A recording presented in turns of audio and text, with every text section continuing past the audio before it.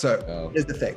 So we recently, Jeff had the great spot of seeing a LinkedIn post where someone was asking about, hi, I'm looking for a podcast partner to go in with me. We do all these incredible companies. We look after all their marketing, but we don't have an audio partner to help us with podcasting. We think podcasting is going to be a really big thing for our clients because of a recent data strategy that went out.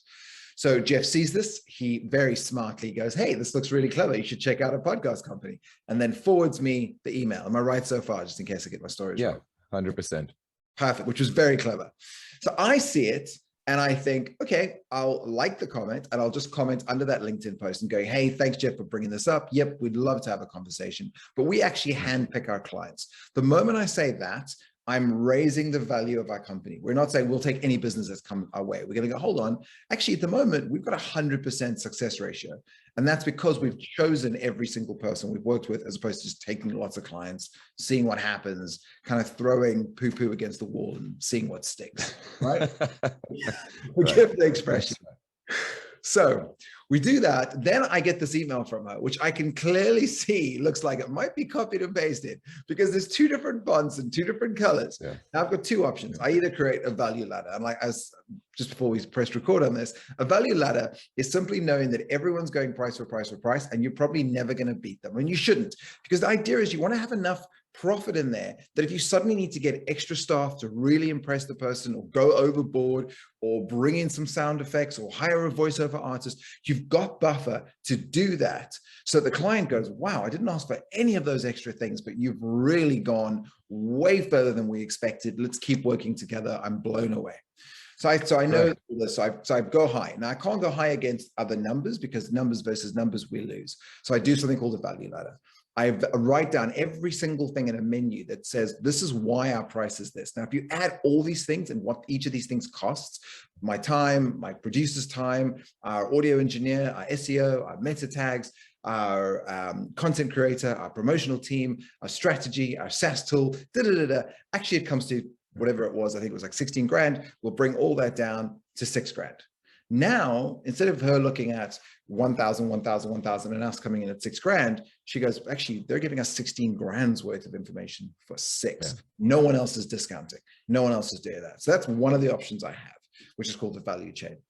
The other option I have, there's 3, is I can say, you know what?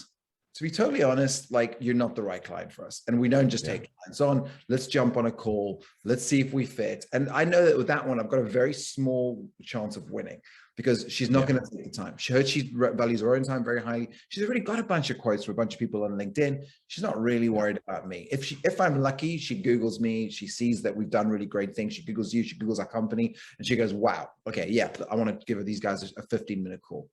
Or I go for the neg. And the neg is to say, hey, I can see you sent this out to a bunch of people. And here's what I think. I think you're probably not going to choose us, because we're more expensive, we're more polished, we choose every single person we work, and I just add all the value that we bring to a company. But you know what? I like what you're doing. I've already checked out your website. I've checked out your LinkedIn, which is why I'm even responding to this email. And I'll do it for free. If it's about money, I'll do it for free. It's honestly, I think we'll do such a great job on a freebie that you'll be like, wow, I want to work with these guys. I don't care what the price is. I can see that they put in their heart and soul in their work, which we do. I stand by all our work that we put out for APC. And hope that she doesn't go, what an a-hole. Like, I can't believe you came back and said that. I'm asking for a freaking quote. All I want is a quote. And that works about 10% of the time. The rest of the time, you do get like either no response, or you get, are you kidding me? Yeah. I'm not interested, thanks anyway. And that's okay, again, because we do choose our clients, right? And in this case, she writes back and goes, hey, I didn't actually copy and paste. I started work on LinkedIn on my phone. Then I went to my laptop. So obviously it changed format. I actually wanted to work with you guys. You looked great. And actually, we also pick out people that we work with, that we partner with. So you're not the only one. So she's trying to raise her. So she's now working for our attention versus the other way around. And it's not manipulative, because I'm very transparent. And I always go, hey, this is exactly how we work. And now she's going, actually, let's talk about a proper partnership. And let's actually jump on a phone call. Because now she's interested. Now she's understanding that we do value our work. We're not just another factory in freaking, forgive the expression, China or India that's just mass producing lots of stuff. We're taking the time. We're bespoke. Exactly. I think that's the key difference, is that people need that extra care to stand out these days. 100%. And I think one of the things APC has always done, and it's I think we're on, I want to say 3 years now on this mission, is we've always, if someone says, I want a steak, we'll throw in the chips and the vegetables and the starter and a bread basket. And, you know, and then they'll just be like, wow. I think that's the big difference, right? Is the fact that we add all these things extra. And I know that, I mean, I've had that. And I don't know if you've ever had that. It's such a great feeling when you go to a restaurant, you sit down and someone comes over and goes, oh, the chef just sent this for you as a taster, just to get you started. And you're like, I didn't pay for that. Like, that's pretty cool. Meantime, you have paid for it. It's built into your steak.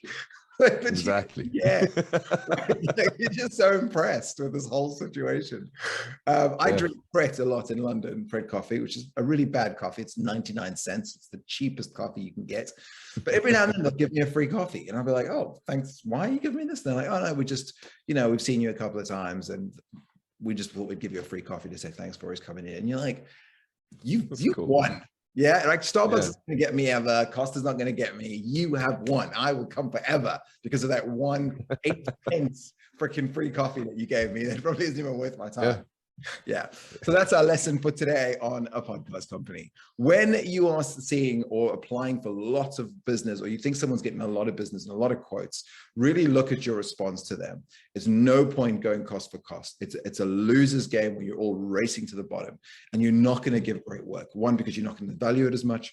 Two, because you're going to think, well, this is about cost. And at some point, my cost is going to go up because I am going to be putting more effort in. And also, if you do love what you do, you're going to build a buffer in, a buffer that allows you to do extra, not because you want the extra profit. In a perfect world, your profit is never that high, but it's high enough that you can throw the kitchen sink at them and more that they go, how do I stay with you? How do I stay with you forever? Because it is far easier to stay with one client for years and keep making them happy that they keep paying you than it is to constantly go out and bring new clients back into your funnel.